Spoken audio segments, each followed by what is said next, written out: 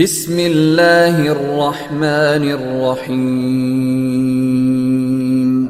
আপনি যত আমল করুন না কেন, কিন্তু ঈমান যদি না থাকে আপনি জান্নাতে যেতে পারবেন না। এজন্য 1 নম্বর বিশুদ্ধ ঈমান থাকতে হবে। এজন্য আল্লাহ তাআলা ঈমানদার যদি হওয়া যায়, ঈমান যদি কারো কাছে সত্যিকারের ঈমান যদি থাকে, আল্লাহ তাকে জান্নাত দান করবেন।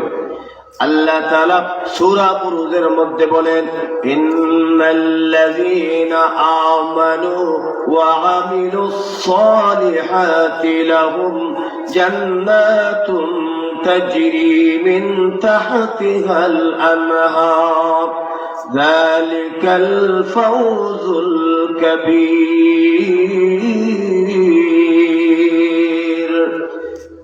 ঈমান যদি থাকে জান্নাতে যাওয়া যাবে, ঈমান না থাকলে জান্নাত লাভ করা সম্ভব হবে না। এজন্য ঈমান থাকতে হবে। এজন্য বিরাদরুল ইসলাম, জান্নাতে যেতে হলে, আখিরাতে নাজাত পেতে হলে, আখিরাতে যদি আপনি নাজাত পেতে চান, তাহলে আল্লাহর নবী বলেন 1 নম্বর আপনাকে বিশুদ্ধ ঈমান অর্জন করতে হবে। বিশুদ্ধ ঈমান যদি অর্জন করতে পারেন না, সম্ভব হয় না, তাহলে আপনাকে জান্নাতে যেতে সম্ভব হবে না। যেরকম ঠিক কিনা? 1 নম্বর হলো আমল নয়, ঈমান থাকতে হবে। ঈমান যদি থাকে, কারণ ঈমান না থাকলে আপনি জান্নাতে যাওয়া সম্ভব হবে না। এজন্য আল্লাহ নবী বলেন, কিয়ামতের মাঠে যারা ঈমানদার হবে তাদের আমলকে ওজন করা হবে। বেঈমান কাফির যারা থাকবে তাদের ঈমানের আমলের ওজন করা হবে না, কারণ তাদের ঈমান নাই। পরকালে কাফির যারা হবে তাদের কোনো ওজন হবে না, তাদেরকে জাহান্নামে শুরু থেকে দেওয়া হবে। আর মুমিন যারা, তাদেরকে আমল ওজন দেওয়ার সুযোগ থাকবে, আমলকে ওজন দিবে ঈমান থাকার কারণে। ঈমান যদি না থাকে, শিরিক থাকে, তাহলে ঈমানদার পাওয়া যাবে না। এজন্য আল্লাহ তাআলা বলেন, আমার বান্দা যত গুনাহ করুক আমি আল্লাহ তাআলা তাকে ক্ষমা করে দিব, কিন্তু শিরিকের গুনাহ আমি ক্ষমা করব না। এজন্য সত্যিকারের বিশুদ্ধ ঈমানের 1 নম্বর শর্ত হলো শিরিক মুক্ত জীবন গঠন করা। জুড়ে কোন ঠিক কিনা?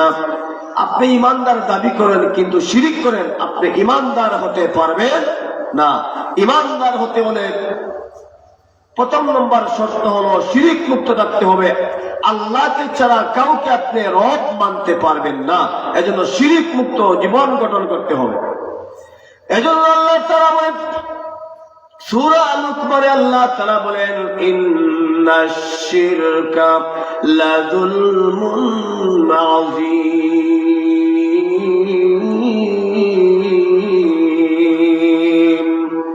আল্লাহ তাআলা বলেন, শিরিকের গুনাহ আমি মহান আল্লাহ তাআলার কাছে সবচাইতে বড় গুনাহ। তোমরা শিরিক করবে না, কারণ শিরিকের গুনাহ আমি আল্লাহর কাছে সবচাইতে বড় গুনাহ। শিরিকের গুনাহ আমি মাফ করে কখনো দিব না।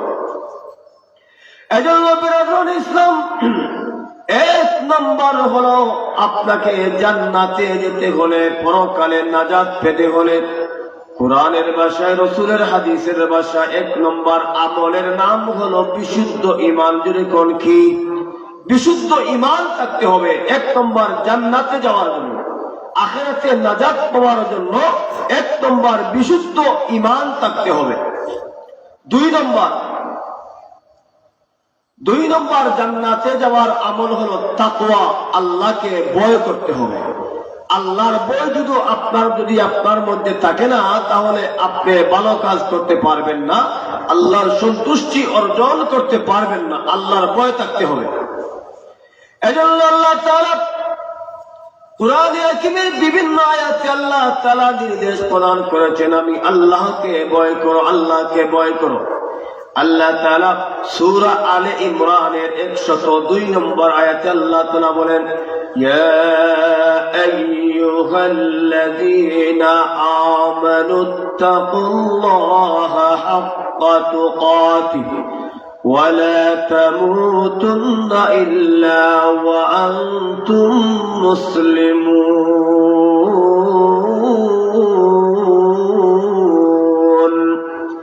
আল্লাহ তাআলা বলেন, আমি আল্লাহ তাআলাকে ভয় করো। আমি আল্লাহ তাআলাকে যদি তুমি ভয় করতে পারো, ভয় করার মতো, আল্লাহ তাআলা বলেন, আমি তোমার জীবনের সব গুনাহগুলোকে মাফ করে দিব, আর আমি আল্লাহ তৈরি জান্নাতের মধ্যে তোমাকে প্রবেশ করাবো।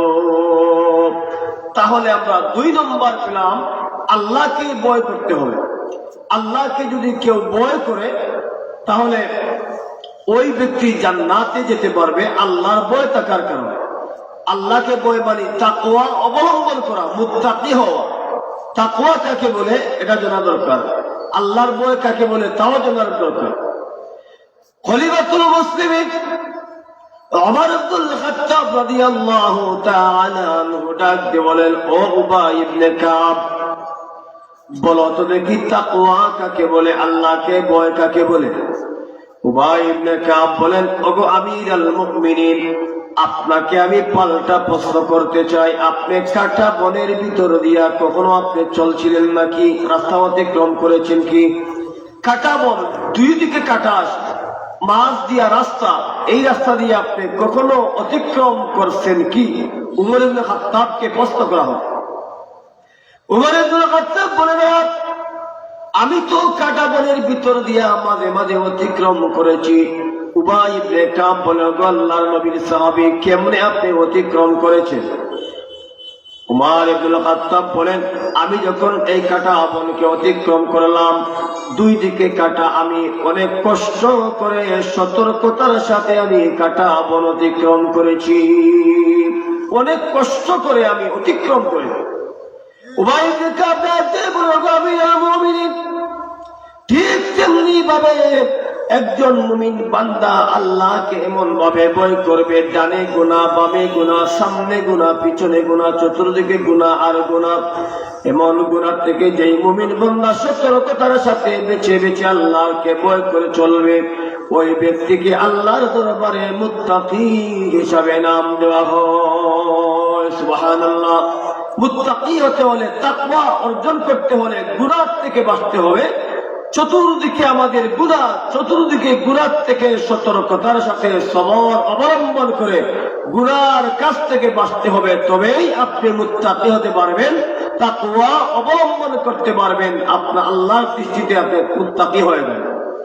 এজন্য ইসলাম, যার মধ্যে আল্লাহর ভয় থাকবে, কখনো গুনাহ করবে না, চুরি করতে পারবে না, টাকার বিনিময়ে বিচার করতে পারবে না, সন্ত্রাস করতে পারবে না, ডাকাতি করতে পারবে না, অন্যায় ভাবে কাউকে জেলের মধ্যে মিথ্যা সাক্ষী দিয়ে দিতে পারবে না, বিচার করার বেলায় মিথ্যা বিচার করতে পারবে না, সত্যকে মিথ্যা, মিথ্যাকে সত্য বানাতে পারবে না। সর্বোপরি মহান আল্লাহ তাআলার প্রতি ভয় করার কারণে বান্দা কোনোভাবে অন্যায় করতে পারে না। আল্লাহকে যদি ভয় থাকে, বান্দা বান্দি কখনো আল্লাহর বিরুদ্ধে অথবা আল্লাহকে ভয় থাকার কারণে কখনো গুনাহের কাজ করতে পারবে না, যদি আল্লাহর ভয় তার মনের মধ্যে থাকে। এজন্য ইসলাম, জান্নাতে যাওয়ার 2 নম্বর আমলের নাম হলো আল্লাহ তাআলাকে ভয় করা। যে ব্যক্তি আল্লাহকে ভয় করবে, মহান আল্লাহ তাআলা ওই ব্যক্তির জীবনের সব গুনাহগুলো মাফ করে দিবেন আর জান্নাতের মধ্যে প্রবেশ করিয়ে দিবেন। জান্নাতে যাওয়ার 2 নম্বর আমলের নাম হলো আল্লাহকে ভয় করা। 3 নম্বর আমলের নাম হলো নেক আমল করা। যেই ব্যক্তি নেক আমল করবে, নেক কাজ করবে, আল্লাহ তাআলা ওই বান্দা বান্দিকে জান্নাতে যাওয়ার পারমিশন দিয়ে দিবেন। 3 নম্বর জান্নাতে যাওয়ার আমল হলো নেক আমল করা, নেক কাজ করা। নেক আমল না করলে জান্নাত পাওয়া যাবে না। রোজা রাখতে হবে, নামাজ পড়তে হবে, অন্য যত ইবাদত আছে এই ইবাদত গুলা করতে হবে, না হলে এই জাতীয় নেক আমল না করলে জান্নাতে যাওয়া যাবে না। এজন্য মুসনাদে আহমদের হাদিস, আরো বিভিন্ন কিতাবের হাদিস, জান্নাতের মধ্যে প্রত্যেক মুমিন বান্দাকে যে যে আমল করেছে, বিশেষভাবে এই আমলের দরজা তাকে ডাক দিবে। আল্লাহ রাসূল বলেন, যেই ব্যক্তি সুন্দর করে নামাজ আদায় করেছে জান্নাতের একটি দরজা ওই বান্দা বান্দিকে রাখবে দুইয়া মিন বাবিস সালাত, দুইয়া মিন বাবিস সালাত। যারা সুন্দর করে দুনিয়ার জীবনে নামাজ আদায় করেছে আল্লাহর নবী বলেন ওই জান্নাতি ব্যক্তিকে দুইয়া মিন বাবিস সালাত, সালাতের দরজা তাকে আহ্বান করবে জান্নাতে ঢোকার জন্য। যারা সুন্দর করে রোজা রেখেছে আল্লাহর নবী বলেন দুইয়া মিনার রাইয়ান মিন বাবির রাইয়ান, জান্নাতের মধ্যে যারা রোজা পালন করেছে জান্নাতি হওয়ার কারণে আল্লাহ তাআলার জান্নাতের একটা দরজার নাম হবে বাবুর রাইয়ান। এই রাইয়ান রোজার দরজা যারা সুন্দর করে সঠিকভাবে দুনিয়াতে রোজা রেখেছে আল্লাহর নবী বলেন তাদেরকে বাবুর রাইয়ান আহ্বান করবে জান্নাতে প্রবেশ করার জন্য। সুবহানাল্লাহ। যে যে নেক আমল করবে কিয়ামতে শেষ বিচারের পরে জান্নাতের এক একটা দরজা এক একজন স্পেশাল মানুষকে আহ্বান করবে। আরেক দরজা আহ্বান করবে দুইয়া মিন জিহাদ মিনাল জিহাদ, যারা আল্লাহর রাস্তায় জিহাদ করেছে এই জিহাদ নামক দরজা যারা জিহাদকারী তাদেরকে আহ্বান করবে। যারা শহীদ হয়েছে শহীদের দরজা তাদেরকে আহ্বান করবে। যারা সাদাকা দিয়েছে দুইয়া মিন বাবিস সাদাকা, সাদাকার দরজা যারা সাদকা দিয়েছে তাদেরকে জান্নাতে প্রবেশ করার জন্য আহ্বান করবে। এইভাবে প্রত্যেক আমল করার কারণে জান্নাতের মধ্যে এই এক একটা নেক আমল উসিলা আল্লাহর দরবারে ওই ব্যক্তির জন্য সুপারিশ করবে এবং জান্নাতের মধ্যে যাওয়ার জন্য আহ্বান করবে, ঢোকার জন্য আহ্বান করবে। এক একটা দরজা এক একজন স্পেশাল গেস্টের জন্য তৈরি করে রেখে দেওয়া হবে। এজন্য বেরাদুল ইসলাম আল্লাহ তাআলা কিয়ামতের মাঠে যারা নেক আমল করবে ভালো কাজ করবে ভালো কাজের বিনিময় আল্লাহ তাআলা বান্দা বান্দিকে কিয়ামতের মাঠেও জান্নাতে সার্টিফিকেট দিয়ে দিবে। দেখা যাবে কিয়ামতের মাঠে অনেক মানুষ এক একটা নেকির জন্য আটকে যাবে। তখন আল্লাহ তাআলা কারো কাছে যখন একটা নেকি পাবে না আল্লাহ তাআলা তখন বলবেন বান্দা তুমি কি নেকি এনেছো জান্নাতে যাওয়ার জন্য? না আল্লাহ পারি নাই, একটা নেকিও আমাকে কেউ দেয় নাই, একটা নেকিও আমি পাই নাই। আল্লাহ তাআলা ডাক দিয়ে বলবে বান্দা এই না তোমাকে আমি একটা নেকি দিয়া দিলাম, এই নেকিটা নিয়ে মিজানের পাল্লায় রাখো। মিজানের পাল্লায় রাখার পরে ওই ব্যক্তি আল্লাহ তৈরি জান্নাতে যে জান্নাত পেয়ে যাবে। এবার বান্দা ডাক দিয়ে বলবে আল্লাহ এমন কোন আমল আমি দুনিয়াতে করলাম আপনি আমাকে নেকি দিয়ে দিলেন? আল্লাহ তাআলা বলবেন বান্দা তুমি এমন কিছু নেকি করেছো, গোপন কিছু নেকি করেছো যেটা তুমিও নিজেও ভাবতে পারো নাই, সাধারণ মনে করেছো। আমি আল্লাহ তাআলার কাছে এই সাধারণ নেকিটা অনেক বড় করে আমি লিপিবদ্ধ করে রেখে দিয়েছিলাম। আজকে কিয়ামতের মাঠে তোমার কঠিন বিপদের সময় মুসিবতের সময় আমি তোমার এই নেকিটা দিয়া তোমাকে জান্নাতে যাওয়ার টিকিট দিয়া দিলাম। কিয়ামতের মাঠে দেখা যাবে এক একটা নেকির বড় প্রয়োজন হবে, নেক আমলের প্রয়োজন হবে। আজকে আমরা যে বসলাম এই ওয়াজ মাহফিলে, এই মাহফিলটাও একটা নেক আমলের মাহফিল।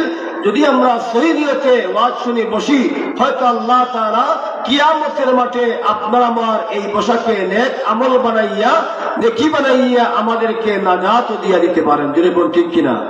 এজন্য এই জাতীয় মাহফিলে বসার চেষ্টা করবেন। এজন্য বেরাদুল ইসলাম নেক আমলের বিকল্প নাই। আপনার মাঝে ঈমান আছে, আপনার মাঝে অন্য আমল আছে, কিন্তু নেক আমল করেন নাই। কিন্তু নেক আমল না করার কারণে আপনাকে আল্লাহর সামনে জবাব দিতে হবে। যদি বলুন ঠিক কিনা? এজন্য নেক আমল করতে হবে। নেক আমলের বিনিময়ে আল্লাহ তাআলা বান্দা বান্দিকে জান্নাত দান করে। এজন্য আল্লাহ তাআলা কুরআনের মধ্যে বলেছেন যারা নেক আমল করবে, যারা ঈমান আনবে জান্নাত দেওয়া হবে। ইন্নাল্লাযীনা আমানু وعملوا الصالحات كانت لهم جنات الفردوس نزلا আল্লাহ তাআলা বলেন যারা দুনিয়ার জীবনে ঈমান আনবে নেক আমল করবে আমলে সালেহ করবে আল্লাহ তাআলা তাদেরকে জান্নাতের মধ্যে প্রবেশ করাবেন। অতএব নেক আমলের বড় প্রয়োজন, দরকার আছে কিনা নাই? নেক আমলের বড় প্রয়োজন। 3 নম্বর হলো জান্নাতে যাওয়ার 1 নম্বর আমল হলো বিশুদ্ধ ঈমান।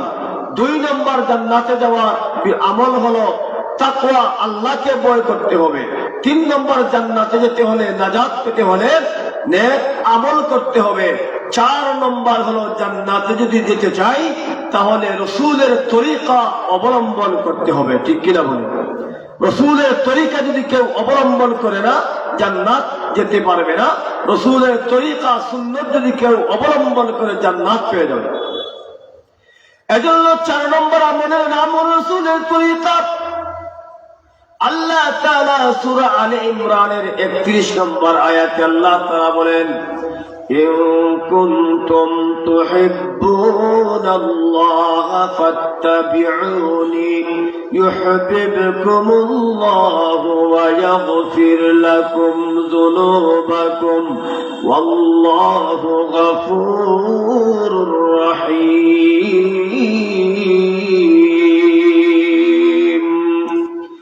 আল্লাহ তাআলা হে নবী আপনি আপনার উম্মতদেরকে জানিয়ে দিন ইন কুনতুম তুহিব্বুনাল্লাহ, তারা যদি আমি আল্লাহকে ভালোবাসতে চায়, আমি আল্লাহর ভালোবাসা পেতে চাই, ফাত্তাবিউনি আপনাকে অনুসরণ করতে হবে। আপনার ইত্তেবা, আপনার অনুসরণ, আপনার তরিকা অবলম্বন করতে হবে। যদি তারা আপনার তরিকা, আপনার সুন্নত অবলম্বন করতে পারে, ইউহিব্বুকুমুল্লাহ 1 নম্বর পুরস্কার হলো আমি আল্লাহ তাদেরকে মহব্বত করব, আর আমি আল্লাহর সাথে তাদের অটোমেটিক ভালোবাসা হয়ে যাবে।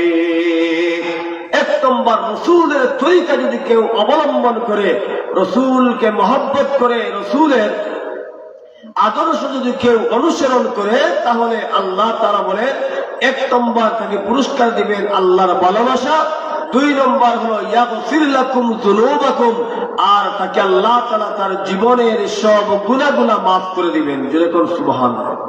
তাহলে আল্লাহ তাআলার ভালোবাসা দিয়ে পেয়ে যাবে, রাসূলের ভালোবাসা দিয়ে পেয়ে যাবে এত জান্নাত। এক্ষেত্রে আরেকটা হাদিস আল্লাহর নবী হাদিস বয়ান করেন, মান আহাব্বা সুন্নতি ফাকাদ আহাব্বানি, মান আহাব্বা সুন্নতি ফাকাদ আহাব্বানি ওয়া মান আহাব্বানি কানা মাই ফিল জান্নাহ। আল্লাহর নবী বলেন যদি আমার কোন উম্মত আমি রাসূলের একটা সুন্নতকে ভালোবাসে, আমি রাসূলের যদি একটা সুন্নতকে যদি কেউ ভালোবাসে, সে যেন আমি রাসূলকে ভালোবাসলো। মান আহাব্বানি কানা মাই ফিল জান্নাহ, আমার ওই বান্দা বান্দি জান্নাতের মধ্যে আমার খুব কাছে জান্নাতে থাকবে। সুবহানাল্লাহ। যদি রাসূলকে ভালোবাসা যায়, রাসূলের সুন্নতকে ভালোবাসা যায়, তাহলে আল্লাহ তাআলা আমাদেরকে জান্নাত দিবেন। এজন্য 4 নম্বর আল্লাহ তাআলার জান্নাত পাওয়ার যে মাধ্যম, সেটা হলো আল্লাহ রাসূলকে ভালোবাসতে হবে, রাসূলের তরিকা অবলম্বন করতে হবে, ঈমান থাকতে হবে। এজন্য কিতাবের নাম সুওয়ারুম মিন হায়াতিস সাহাবা, একটা কিতাব। আল্লামা আব্দুর রহমান আরবের একজন ঐতিহাসিক লিখেছেন, একটা হাদিস এনেছেন, সুওয়ারুম মিন হায়াতিস সাহাবা। এই কিতাবের মধ্যে সাহাবাদের একটা ঘটনা, ঈমান কাকে বলে, রাসূলের ভালোবাসা কাকে বলে, ওরা যে দ্বীনের জন্য, ইসলামের জন্য কেমন করেছেন, একটা উদাহরণ দিই। সাহাবী নাম আব্দুল্লাহ রাদিয়াল্লাহু তাআলা আনহু, অনেক বড় ধনী ঘরের দুলাল। আল্লাহর নবী যখন দ্বীনের দাওয়াত দিলেন, রাসূলের কাছে কালিমা পড়ে মুসলমান হয়ে গেলেন। এবার বাড়িতে গেলেন, বাড়িতে যাওয়ার পরে দেখেন তার চাচা, বাবা নাই, চাচারা আছেন, মা আছেন। চাচারা রসুলের বিরুদ্ধে, কাফির রসুলের বিরুদ্ধে সন্ধি করে, দুর্বিসন্ধি রসুলের বিরুদ্ধে কাফিরদের সাথে সন্ধি করে, কাফিরদের সাথে পরামর্শ করে রসুলকে কিভাবে ঘায়েল করা যায়। আব্দুল্লাহ রাদিয়াল্লাহু তাআলা আনহু বাড়ির দরজার মধ্যে গিয়া কানে কানে এইগুলা শুনতে পান। হঠাৎ একদিন চাচাদের সামনে ধরা পড়ে গেলেন। চাচারা ডাক দিল, আব্দুল্লাহ, তুমি কি মুসলমান হয়ে গেছো? তোমার তো বাপ গতিমতি ভালো দেখা যায় না, বলো তো তুমি সত্যি কি মুসলমান হয়ে গেছো? আব্দুল্লাহ রাদিয়াল্লাহু তাআলা আনহু বলেন, ওগো চাচা জান, সত্য সত্য আমি ইসলাম গ্রহণ করে মুসলমান হয়ে গেছি। সুবহানাল্লাহ। উনি বলেন, হ্যাঁ আমি তো মুসলমান হয়ে গেছি। সত্যি ঈমানকে চাপিয়ে রাখতে পারলেন। চাচারা ডাক দিয়ে বলল, ভাতিজা, তুমি যদি আমাদের বাড়িতে থাকতে চাও, তোমার অনেক সম্পদ আছে, বাড়িতে যদি তুমি থাকতে চাও তাহলে শোনো, বাড়িতে যদি থাকতে চাও তাহলে মুহাম্মদের ধর্মকে তুমি ত্যাগ করতে হবে, বাড়িতে যদি থাকতে চাও। 2 নম্বর হলো, যদি আমাদের কথা না মানো, মুহাম্মদের ধর্ম ও না ছাড়ো, তাহলে জেনে রেখো এই বাড়িতে তোমার কোনো স্থান নাই, চিরদিনের জন্য বাড়ি থেকে চলে যেতে হবে। চিরদিনের জন্য বাড়ি থেকে চলে যেতে হবে যদি তুমি ঈমান ত্যাগ না করো। আব্দুল্লাহ রাদিয়াল্লাহু তাআলা ডাক দিল, চাচা, আল্লাহর কসম করে বলি, আপনাদের বাড়ি কেন, আপনাদের ঘর কেন, এই দুনিয়া থেকেও যদি আমাকে চলে যেতে হয়, আল্লাহর কসম করে বলি, বিশ্ব নবীর হাতে হাত রেখে কালিমা পড়েছি, এই কালিমা একটা মুহূর্তের জন্য আমি আব্দুল্লাহ ছাড়তে পারবো না। সুবহানাল্লাহ। এমনটাই তো ঈমান হওয়া উচিত, এমনটাই রাসূলের ভালোবাসা হওয়া উচিত। আব্দুল্লাহ রাদিয়াল্লাহু তাআলা বাড়ি থেকে বের হয়ে গেলেন। হঠাৎ চাচারা আবার ডাক দিয়ে বলে, আব্দুল্লাহ, এবার পিছন দিকে তাকাও, আর একটু কথা শুনে যাও। আব্দুল্লাহ রাদিয়াল্লাহু তাআলা আনহু পিছন দিকে তাকালেন। এবার চাচারা বলল, ও ভাতিজা, তোমার পরনে যে কাপড়টা, এই কাপড়টাও তো আমাদের টাকা দিয়া কিনা, অতএব তুমি যদি মুহাম্মদের দরবারে যেতে চাও, এই কাপড়টাও রেখে উলঙ্গ হইয়া তুমি চলে যাও। নাউযুবিল্লাহ। তুমি যদি মুহাম্মদের দরবারে চলে যেতে চাও চিরদিনের জন্য, আমাদের কিনা এই কাপড়টাও তুমি রেখে দাও, উলঙ্গ হয়ে চলে যাও। নাউযুবিল্লাহ। আব্দুল্লাহ রাদিয়াল্লাহু তাআলা পরনের কাপড়টা খুলে দিয়া উলঙ্গ হইয়া লজ্জাস্থানটা হাত দিয়ে আবৃত করে উনি রাসূলের দরবারে চললেন। পিছন থেকে মা ডাক দিয়ে বলেন, আব্দুল্লাহ, শুনো রে বাবা, আমি যদিও তোমার মা, তোমার কোনো সাহায্য করতে পারবো না, তবে হ্যাঁ, এই নাও, একটা চাদর নিয়ে নাও, আমার পক্ষ থেকে চাদরটা দিয়া তোমার শরীরটা ডেকে রাসূলের দরবারে চলে যাও। এই চাদরটা নিয়ে যাও, রাসূলের দরবারে চলে যাও। আব্দুল্লাহ রাদিয়াল্লাহু তাআলা এই চাদরকে 2 খণ্ড করলেন। 2 খণ্ড করে 1 খণ্ড লজ্জাস্থান কবর থেকে নিচ রাখলেন, আর একটা কাপড় দিয়া গোতর শরীর রাখলেন, উপর রাখলেন। এইভাবে ডেকে দিয়া রাসূলের দরবারে গেলেন। গিয়া দেখলেন রাসূল ভিতরে সাহাবীদের সাথে কি যেন পরামর্শ করেন। উনি বাহিরে দাঁড়িয়ে থাকলেন, রাসূল বের হলে তখন রাসূলকে আমার ঘটনা বলবো। শীতের রাত্র ছিল, কোন করে শীত। রাসূল কিছুক্ষণ পরে দাঁড়িয়ে বের হয়ে আসলেন। বের হয়ে আসে দেখলেন একজন শীর্ণ জীর্ণ মানুষ এখানে শীতের যন্ত্রণায় কাতরাচ্ছে। রাসূল বললেন, কে তুমি শীতের দিনে রাত্রে এখানে দাঁড়িয়ে আছো রাত্রিবেলায়? আব্দুল্লাহ রাদিয়াল্লাহু তাআলা বললেন, আমি তো আপনার সেই আব্দুল্লাহ, কিছুদিন আগে আপনার হাতে হাত রেখে ইসলাম গ্রহণ করেছিলাম। ইসলাম গ্রহণ করার কারণে আমার বাড়ি থেকে আমাকে চিরদিনের জন্য বের করে দেওয়া হয়। আল্লাহ রাসূল বলেন, আব্দুল্লাহ, অসুবিধা নাই, আমার বাড়িতে তুমি থাকবা, আমার বাড়িতে থাকবা, কোনো সমস্যা নাই। ঈমান আনার কারণে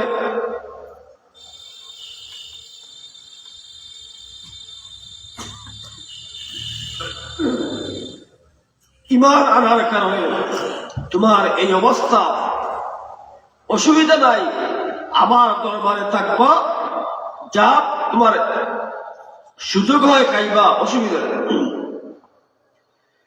আব্দুল্লাহ রাদিয়াল্লাহু তাআলা রাসূলকে ডাক দিয়ে বলেন, ওগো আল্লাহর নবী, বিশ্ব নবী, আপনি হাদিস বয়ান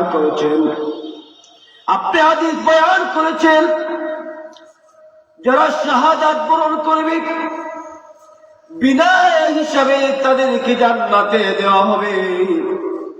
এবার আপনি বলুন, আমি যদি জিহাদের ময়দানে জিহাদ করি, আল্লাহ কি আমাকে শাহাদাতের মর্যাদা দান করবেন?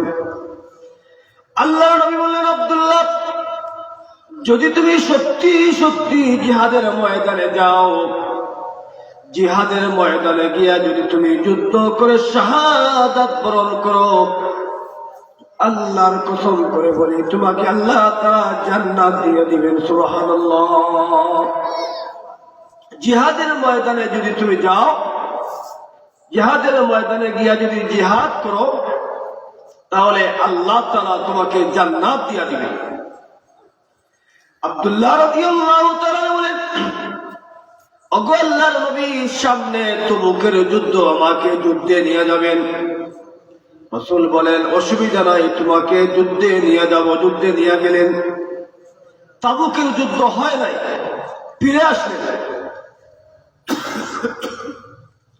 ফিরে আসার পরে একটা তাবুর মধ্যে আব্দুল্লাহ যুলওয়াজাদাইন রাদিয়াল্লাহু তাআলা অসুস্থ হয়ে পড়লেন।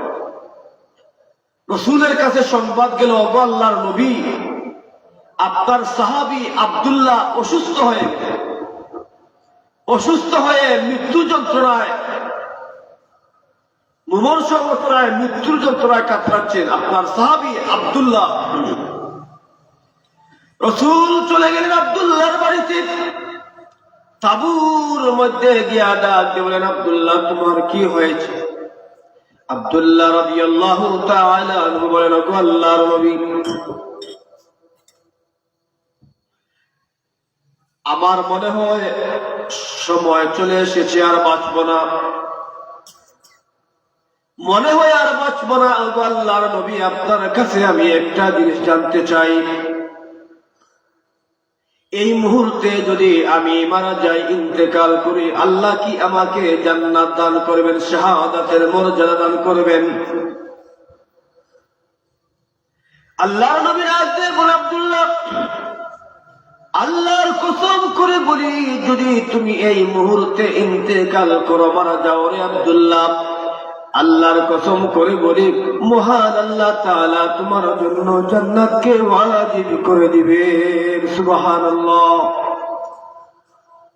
এই মুহূর্তে যদি তুমি মারা যাও, তাহলে আল্লাহ তাআলা তোমাকে জান্নাত ওয়াজিব করে দিবেন। কারণ রাসূল বলেছেন, যুদ্ধের ময়দানে যারা যায়, যুদ্ধ না হলে ফিরে আসলেও তাদেরকে শাহাদাতের মর্যাদা দেওয়া হয় মারা গেলে। এজন্য আব্দুল্লাহ, তুমি যদি এই মুহূর্তে মারা যাও, আল্লাহ তাআলা তোমাকে জান্নাত দান করে দিবেন, চিন্তার কারণ নাই। আব্দুল্লাহ রাদিয়াল্লাহু তাআলা আনহু কালিমা পড়ে ইন্তেকাল করে নিলেন, মৃত্যুবরণ করলেন। এবার আল্লাহ রাসূল ডাক দিলেন, সাহাবীরা, আমার আব্দুল্লাহ ইন্তেকাল করেছে, তার জানাজার নামাজ পড়ানোর আগে গোসল দাও। গোসল দেওয়ার পরে তাকে যখন কাফন পরাবা, আমি বিশ্ব নবীর একটা জামা দিয়ে তাকে কাফন পরাবা। সুবহানাল্লাহ। রাসূল বলেছেন, তাকে কাফন পরালে আমার একটা জামা তাকে দিয়া দিবা, কাফন পরানো হবে।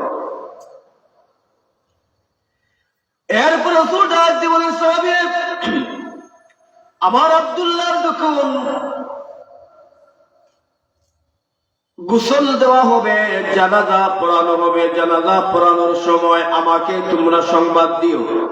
আমি বিশ্ব নবী নিজে আমি আমার আব্দুল্লাহর জানাজার নামাজের ইমামতি আমি রাসূল করব। সুবহানাল্লাহ। এরপরে রাসূল ডাক দিয়ে বলেন, আমার আব্দুল্লাহকে যখন জানাজার নামাজ পড়ানো হবে, কবরের মধ্যে রাখা হবে, কবরের মধ্যে রাখার সময় যখন তাকে লাশ নামানো হবে, আমি বিশ্ব নবীকে সংবাদ দিও, আমি বিশ্ব নবী আমার আব্দুল্লাহর লাশকে আমার নিজ হাতে কবরের মধ্যে রাখবো। সুবহানাল্লাহ। এই অবস্থা থেকে সত্য সত্য রসুলের জামাত দেওয়া হলো কাপড় পরানোর জন্য। রসুল নিজে জামাতের ইমামতি, জানাজার নামাজের ইমামতি করলেন। আব্দুল্লাহকে নিজ হাতে কবরের মধ্যে শায়িত করলেন আর ডাক দেবেন, আল্লাহ আমি আমার আব্দুল্লাহর প্রতি আমি বিশ্ব নবী রাজি খুশি হয়ে গেলাম, আপনি আল্লাহ তাআলাও আমার আব্দুল্লাহর প্রতি খুশি হয়ে যান। সুবহানাল্লাহ। এটাই কে বলে রাসূলের ভালোবাসা। উমর ইবনুল খাত্তাব, হুযায়ফা রাদিয়াল্লাহু তাআলা আনহু সহ আরো অনেক সাহাবী মাটিতে লুটিয়ে কান্না শুরু করে দিয়েছে। সাহাবারা ডাক দিয়ে বলেন, ওগো উমর ইবনুল খাত্তাব তুমি কান্দো কেন? উমর ইবনুল খাত্তাব বলেন, আল্লাহ তাআলা আব্দুল্লাহর ভাগ্য এত ভালো করে দিয়েছেন যে আব্দুল্লাহর কাপড়ের কাপড় স্বয়ং নবীজির জুব্বা দ্বারা দেওয়া হয়েছে, যে আব্দুল্লাহর জানাজার ইমামতি রাসূল করেছেন, যে আব্দুল্লাহকে কবরের মধ্যে রাখতে বিশ্ব নবী নিজ হাতে রেখেছেন, এর চাইতে আর ভাগ্যবান কাকে বলে? তাই তো আমরা কাঁদতেছি। এই লাশটা যদি আব্দুল্লাহ না হয়ে যদি আমি উমরের হয়ে যেত, আমি নিজেকে সব চাইতে বড় ভাগ্যবান মনে করতাম। এজন্য আমি কাঁদি। একে বলে রসুলের ভালোবাসা। রসুলের ভালোবাসা এভাবে প্রমাণ করেছেন রসুলের ভালোবাসা কাকে বলে। আরেকজন সাহাবার নাম হলো বারা ইবনে তালহা রাদিয়াল্লাহু তাআলা আনহু। তালহা ছোট্ট ছেলে বারার সাথে রসুলের দরবারে যায়। বারা রাদিয়াল্লাহু তাআলা আনহু ঈমান গ্রহণ করার পরে রসুলের দরবারে মাসআলা শিখেন। ছোট্ট ছেলে আঙ্গুলে ধরে ধরে 7-8 বছরের বাচ্চা বারা রাদিয়াল্লাহু তাআলা আনহুর সাথে রাসূলের দরবারে চলে যান। একদিন রাসূলকে ডাক দিয়ে বলেন, তালহা রাদিয়াল্লাহু তাআলা আনহু ডাক দিয়ে বলেন, আল্লাহর নবী আমি তো ছোট বাচ্চা, আমাকে কি কালিমা পড়ানো যায় না? আমারে কি মুসলমান বানানো যায় না? আল্লাহ রাসূল বলেন, কেন পারা যায় না? তুমি যদি মুসলমান হতে চাও তাহলে লা ইলাহা ইল্লাল্লাহু মুহাম্মাদুর রাসূলুল্লাহ পড়ে নাও।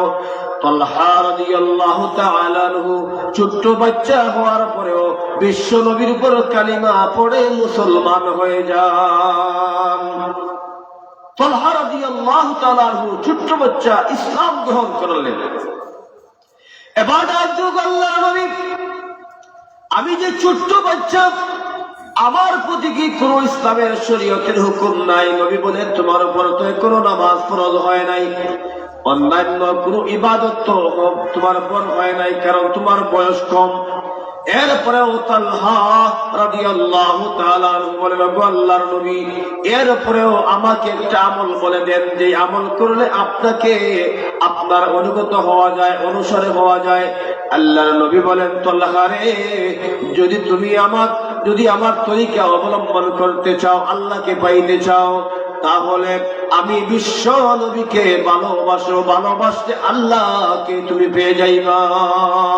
তোমার জন্য আমল হলো আমার ভালোবাসা, আমাকে ভালোবাসবে, আমার সাথে ভালোবেসে কথা বলবে।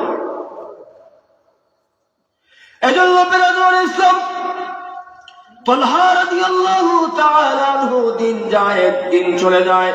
হঠাৎ একদিন তালহা রাদিয়াল্লাহু তাআলা আনহু বাড়িতে অসুস্থ হয়ে গেলেন।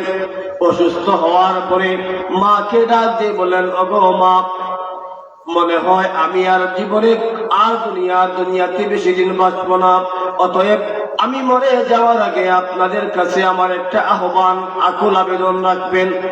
মা বললেন, কি তোমার আবদার?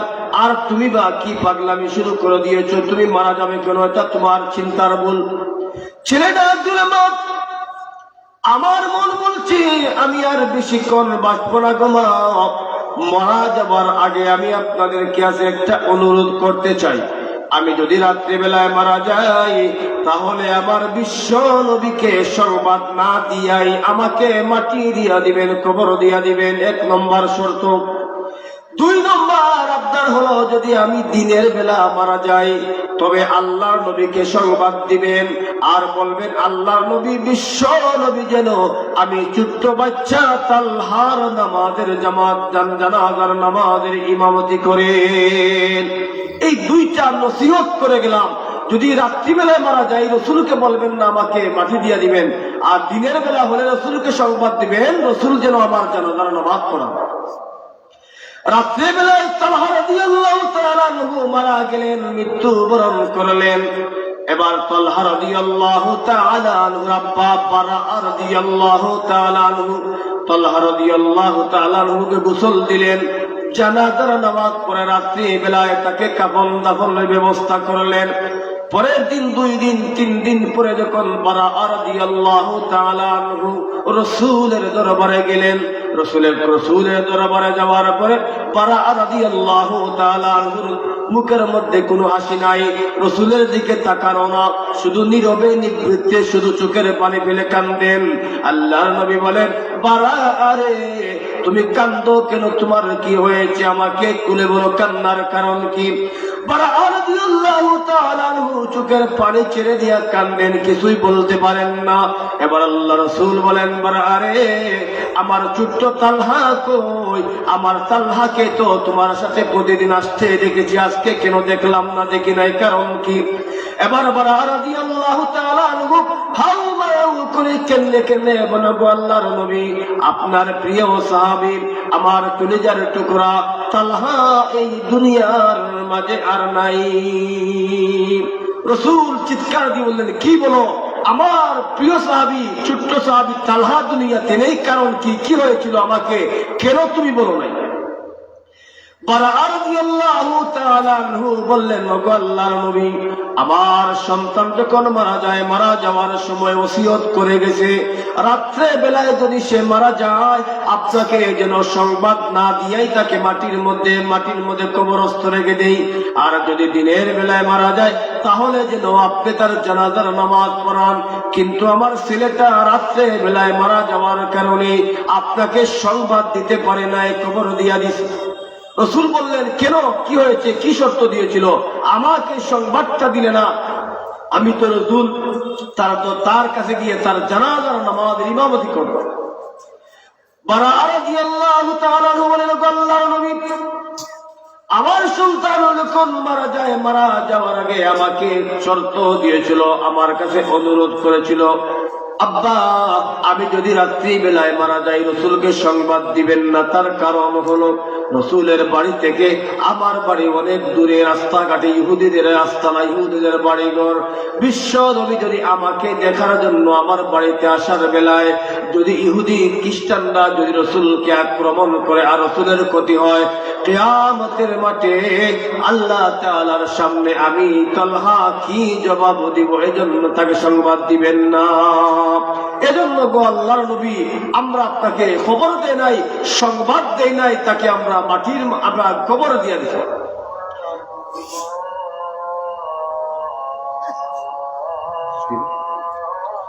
যাই হোক সম্মানিত উপস্থিতি, আমি বলতেছিলাম জান্নাতে যাওয়ার 6টা আমল, 6টা আমল যদি কেউ করতে পারে জান্নাতে যেতে পারবে। 1 নম্বর আমল বিশুদ্ধ ঈমান, 2 নম্বর আমল হলো তাকওয়া, আল্লাহকে ভয়, 3 নম্বর হলো নেক আমল, 4 নম্বর হলো রাসূলের ভালোবাসা, 5 নম্বর